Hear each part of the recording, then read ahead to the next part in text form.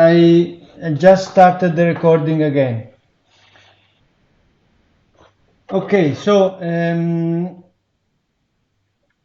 we can move to talking about the specific evaluation of ductility. Until this moment, we talked about what is going on.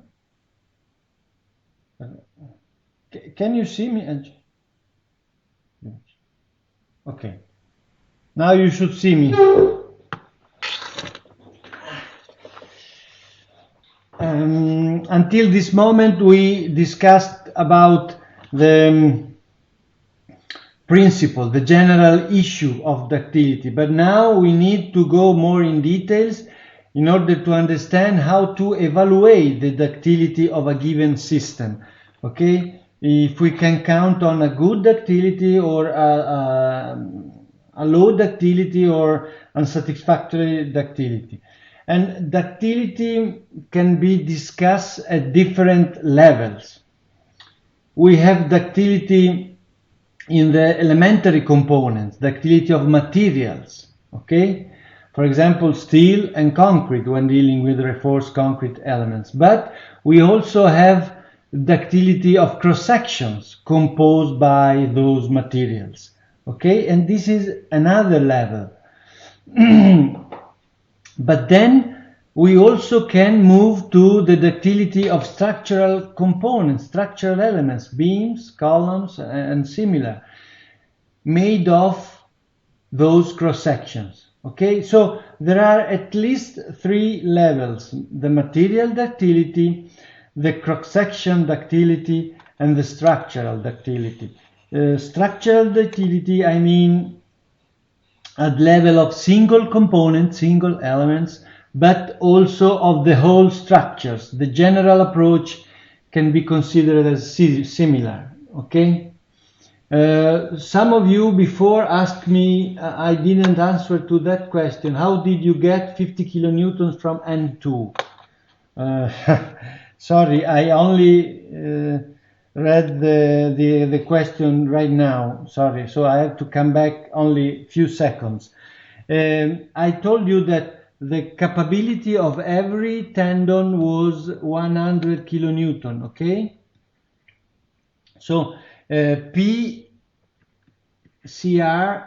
critical, let's say, is 100 kilonewton for us. But when tendons 1 and 3 reached failure, the elastic failure, which was changed in a plastic threshold, when they reached that threshold, tendon number 2 was in this situation over here, okay?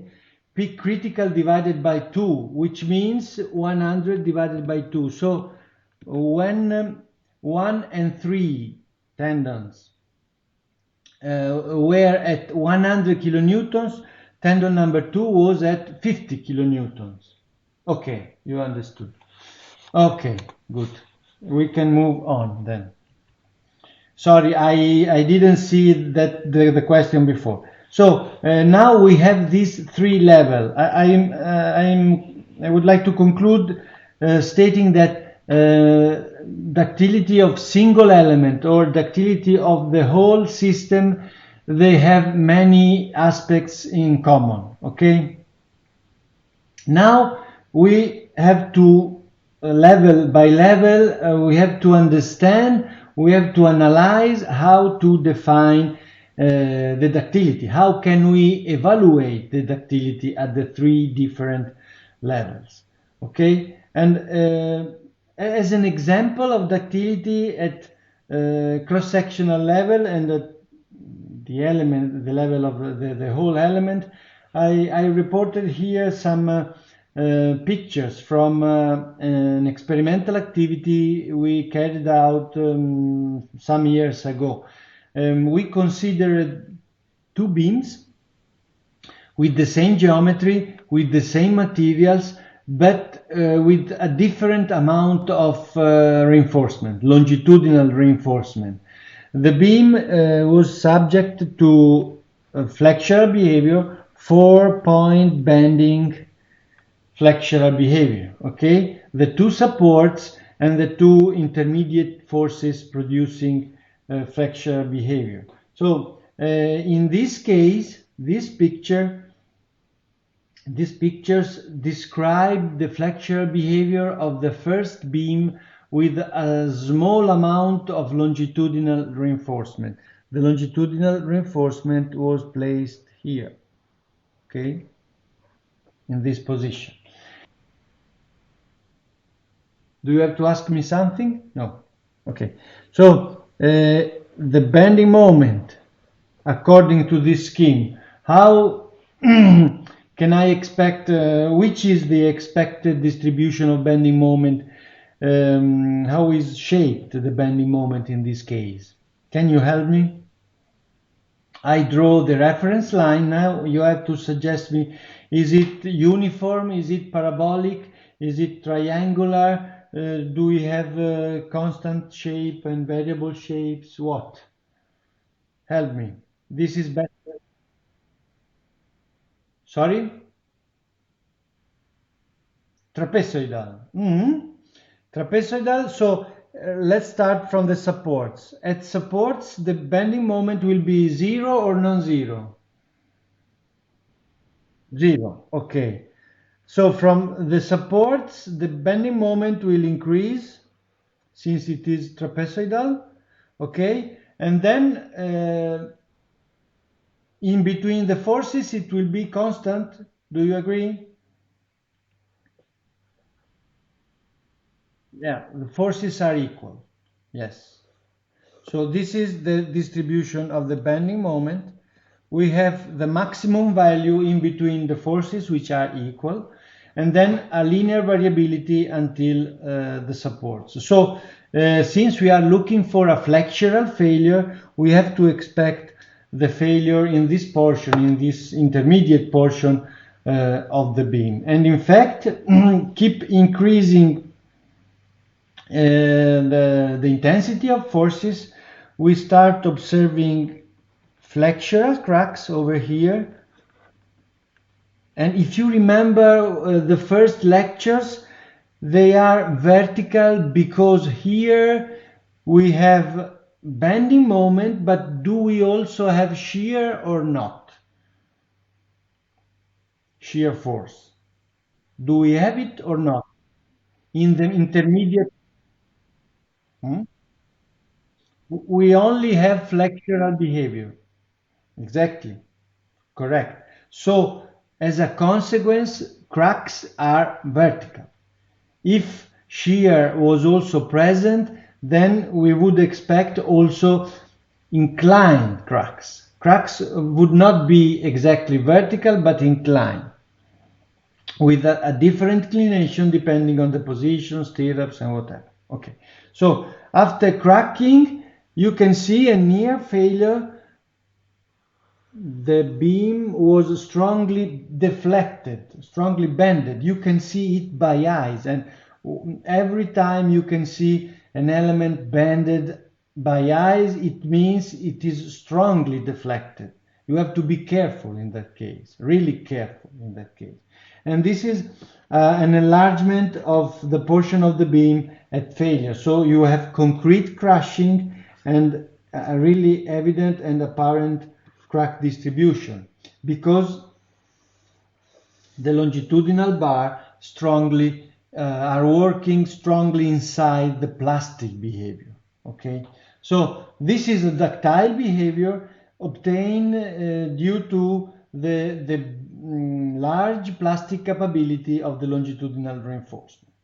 We also repeated the same experiment but with the second beam, equal in all respects but the amount of reinforcement. In this case, we have a strong reinforcement. The longitudinal reinforcement was much larger than before. Okay, the amount of bars were much larger than before.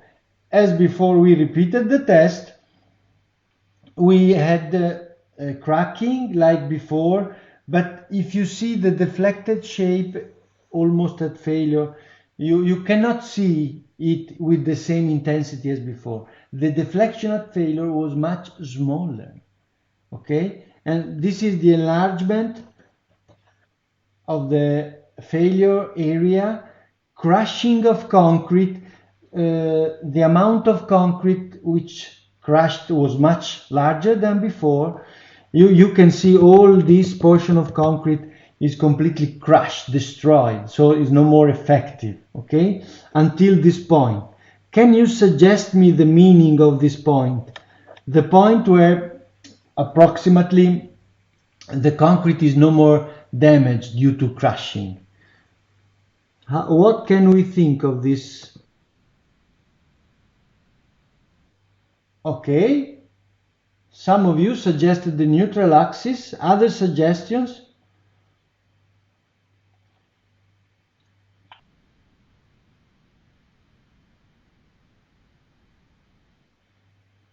Yeah, but not in this point. In this point, we don't expect the maximum compression.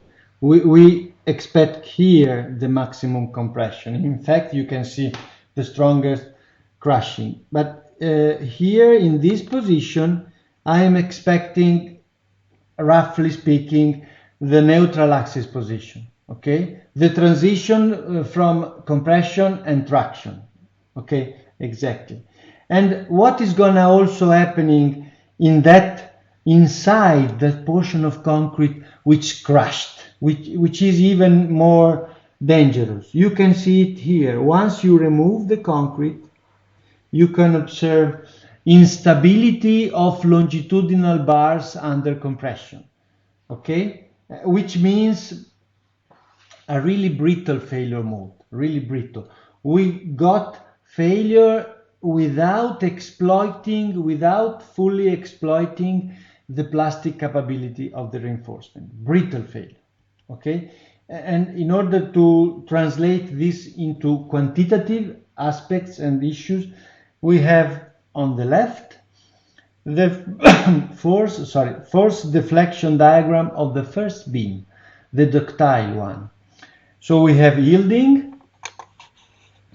an almost elastic behavior of the beam until yielding, and then plastic behavior. So the beam can keep sustaining the applied force by strongly increasing its deflection until failure, until crushing of concrete. Failure is almost always due to crushing of concrete, okay?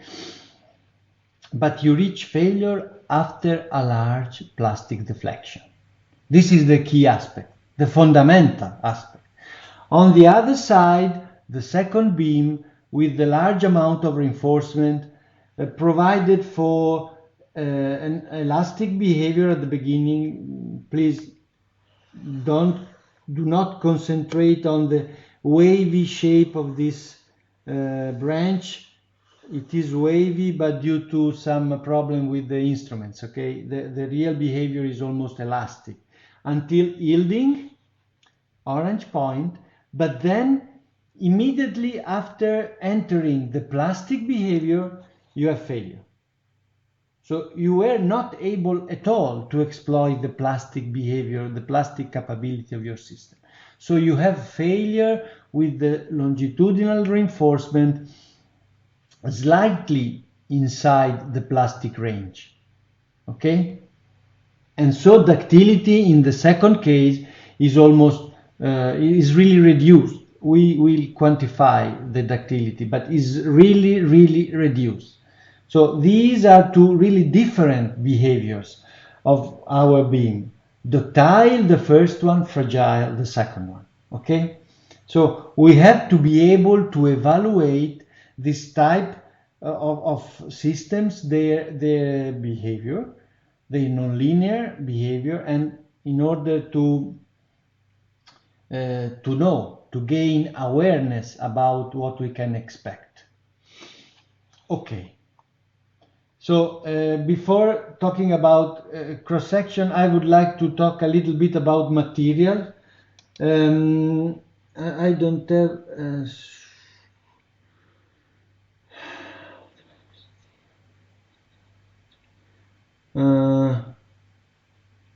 Where is it? Yeah.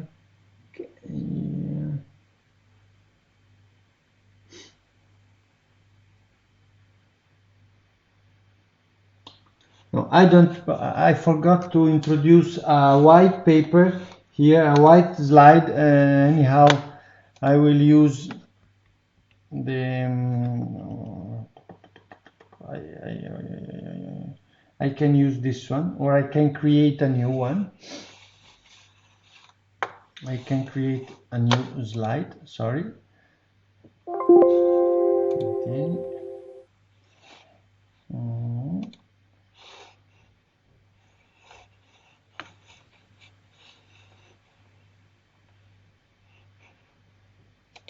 Here.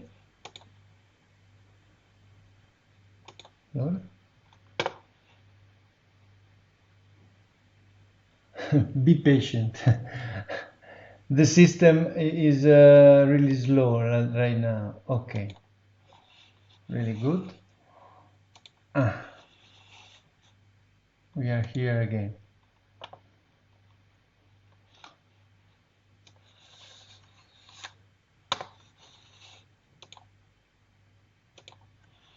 Okay, sorry.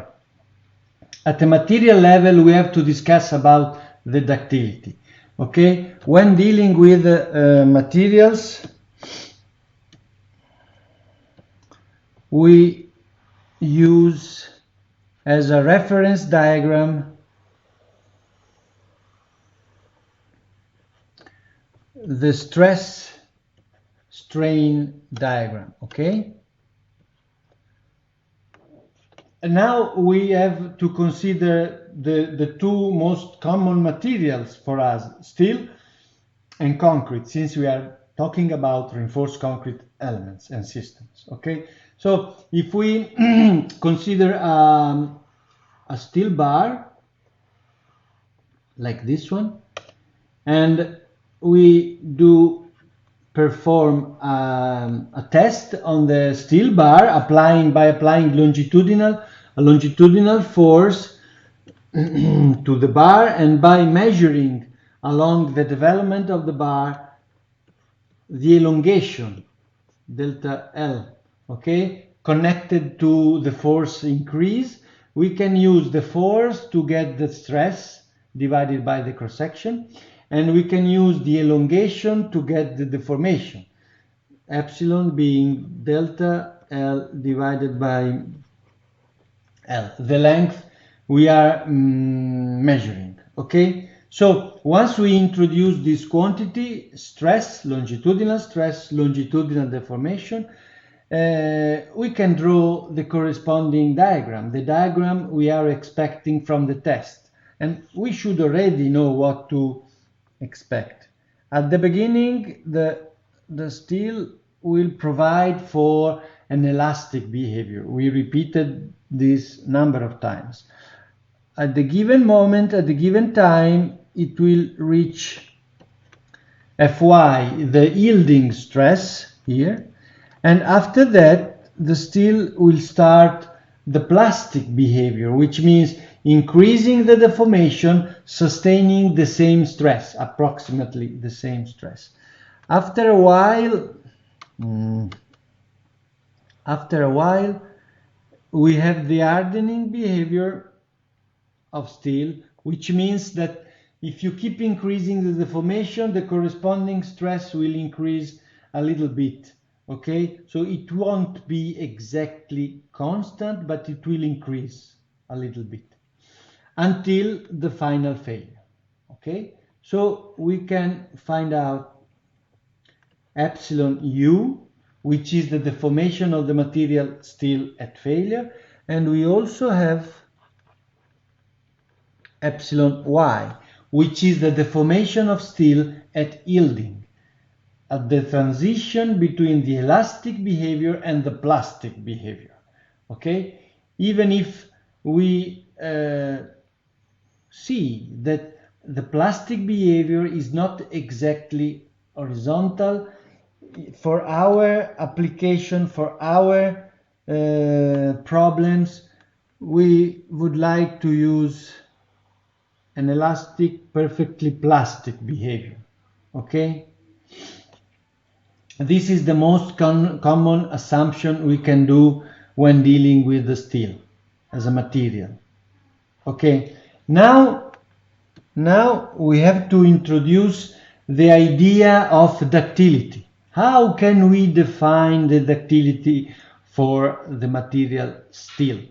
Okay, so the ductility will be defined according to the symbol mu, which is a Greek letter. Mu epsilon, because we are discussing the ductility in terms of deformation. Okay, so the ductility would be defined as the ratio between the deformation at failure divided by the deformation at yielding. Okay, this is from a quantitative point of view the intensity of the ductility for the steel. Okay, now which is the value we can expect from a steel bar? Okay, we can evaluate it, of course. If we know epsilon u and epsilon y, we can place in the ratio and develop the simple calculation. So now you should try to suggest me some realistic values of these two quantities. Epsilon u as an example. Do you have any idea about the expected deformation at failure of our steel bars we can use for the reinforcement? Do you have any idea?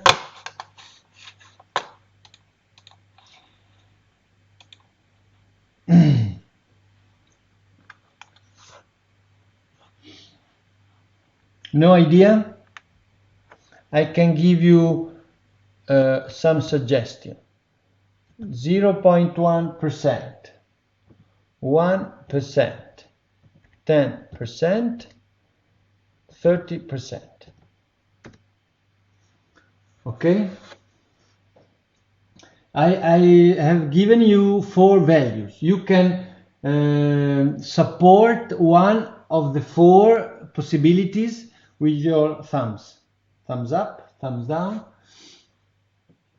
Or you can switch on your microphone and suggest me your position by using your voice, as you prefer.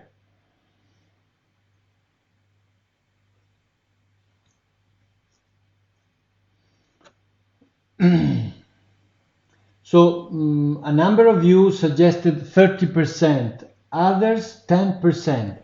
Of course, these values are approximate values, not exact values, but the order of magnitude is that one.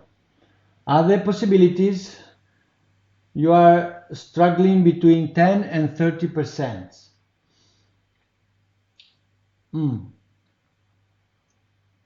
With sorry?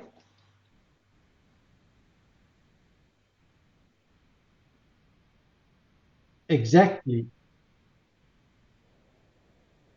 True, completely true. It depends from the type of steel. But when dealing with steel used for reinforcing bar, for concrete, approximately you use only one type of steel. At least in Europe, we have only one type of steel we can use for reinforcing bars to be used everywhere, in seismic area and non-seismic area. And the level of the deformation at failure is approximately about 10%. Okay, even something more, 10, 12%, 9%, it depends, but the order of magnitude is that. Okay, so I would like to write here 10%. On the other side, we have to identify also the deformation at yielding of the steel. Again, this is depending on Fy, because we know that E, the elastic modulus of the steel, is not going to vary with the steel. Okay? The elastic modulus of steel is equal to a number which is really common. The graph was a bit exaggerated. I do not agree with you. Be patient a little bit. the elastic modulus of steel. Suggest me the elastic modulus of steel, please. This is a quantity you have to know, okay? There is something switching on and off. What is? Okay. Some of you, 210,000 megapascal, 210,000 megapascal, correct, correct. We can write that number over here.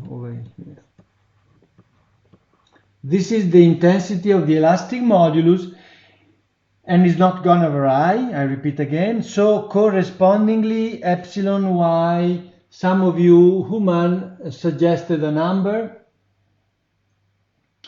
Others would like to suggest this value or approximate value, which is roughly speaking 2 per mil, okay, 0.2%. So now mu epsilon, we have 10% divided by 0.2, okay? If you do the math, this is approximately 50. So coming back to the comment of one of you, Abdul Karim, this is not an exaggerated diagram. The opposite. This is not enough exaggerated, because we have this value 50 times larger than this value. No, 2, 3, 4 times, 50 times, okay?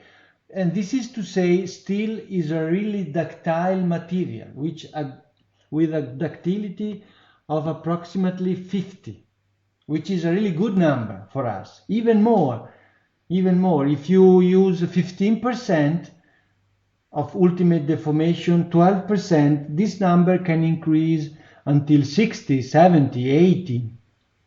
Okay, but at least you can count on a value of approximately 40, 50. Okay, this is for steel. The same approach can be used and follow also for concrete. Sorry. I can go a little bit quicker right now because we already know the track to be followed. Concrete is a nonlinear material from the beginning. If I have to draw its constitutive behavior, I would like to use a curve like this one, okay? I can use a line a little bit large. Okay, so this can be considered the compressive strength, and after the peak, once it reaches the maximum, after the peak, I have to expect a brittle behavior, a softening behavior, which means after the peak, if you increase the deformation, the corresponding stress at equilibrium will decrease, okay? Fragile behavior. So we don't like so much this type of behavior of concrete, but we have to live with that. Okay, so let's try to simplify a little bit this type of behavior, of nonlinear behavior. If you remember standards and codes, they suggest us to use the parabolic plastic behavior. Okay, and in order to evaluate the ductility, we have to introduce this type of behavior. Parabolic plastic behavior means that we can introduce the first branch, which will be a parabolic behavior, and then at a given point you have some plastic behavior until failure. Okay, this is the parabolic plastic behavior. And so in a more or less conventional way, we are bargaining strength with ductility, strength with plastic behavior. So this is to say you will use a a small capacity of your material, but that material will be able to develop some plastic deformation. The real behavior is not in that way. The red curve has no plastic behavior. The channel curve has some plastic behavior. Okay, so we have epsilon u and what is called epsilon y, but which is not proper. We don't have any yielding over here. Okay, any yielding. This is a conventional approach. Okay, so as before, we can try to evaluate the ductility of concrete by using the ultimate deformation divided by the deformation at yielding, or the transition deformation between the plastic behavior, the parabolic behavior, and the plastic one. Okay, now as before, we have to introduce numbers. Can you suggest me the ultimate deformation of concrete in compression? Do you know this value? Uman suggested a number. If you agree with him, please thumbs up. If you have other suggestions, please write them.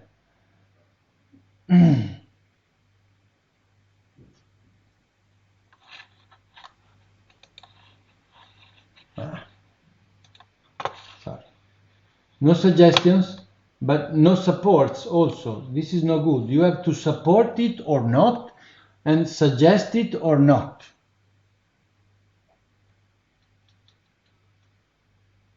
Okay, so a number of you supported Uman. Also Chiara suggested the same number. Good. It is true. 3.5 per mil. Okay? 0.35%. Correct. And as for the deformation at yielding, let's say, the transition between parabolic and plastic behavior, this value over here,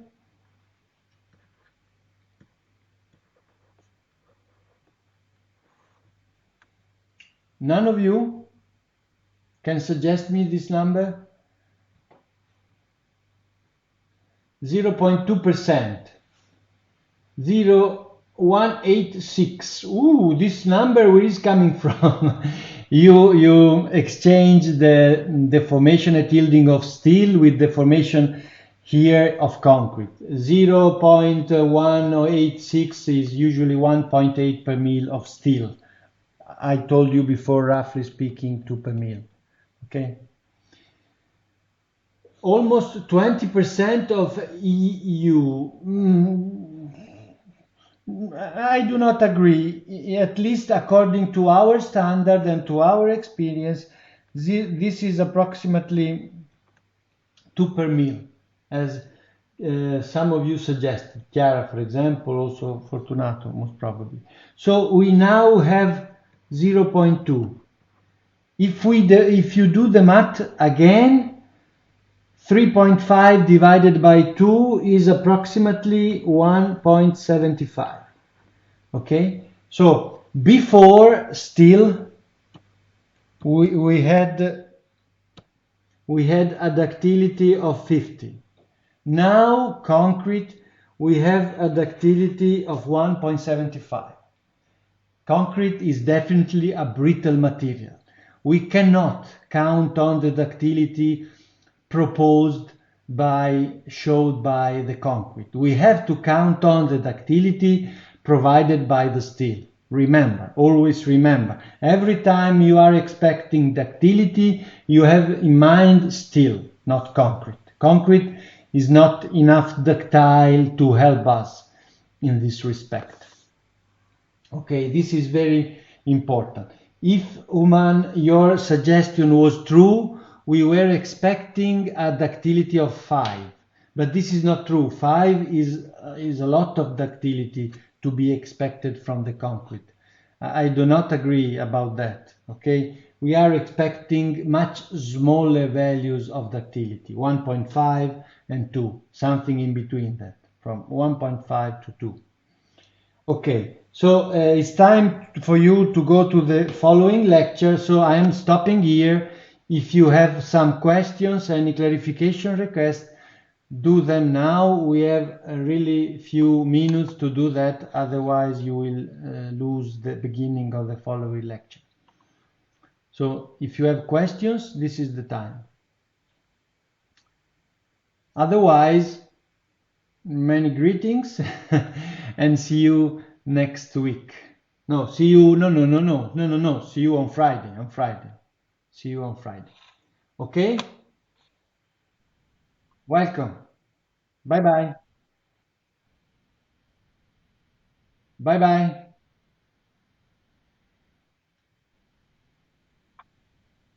Yes, Merdad, please.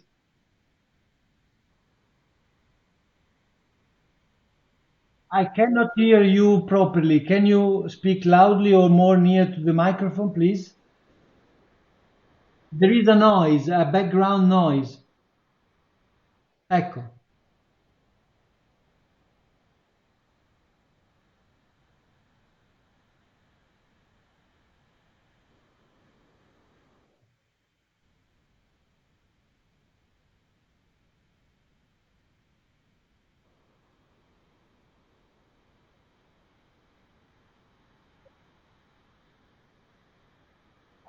Uh, I don't know if I understood properly. You are talking about the elastic behavior of concrete. When dealing with the ultimate limit state approach, which means if you want to look at the behavior of concrete and steel at failure, ultimate limit state, all the modern codes right now at present suggest to use a nonlinear behavior of concrete, not a linear elastic behavior, even from the beginning. Okay, so this is the reason why I draw this nonlinear first branch, because we are dealing with the ultimate limit states.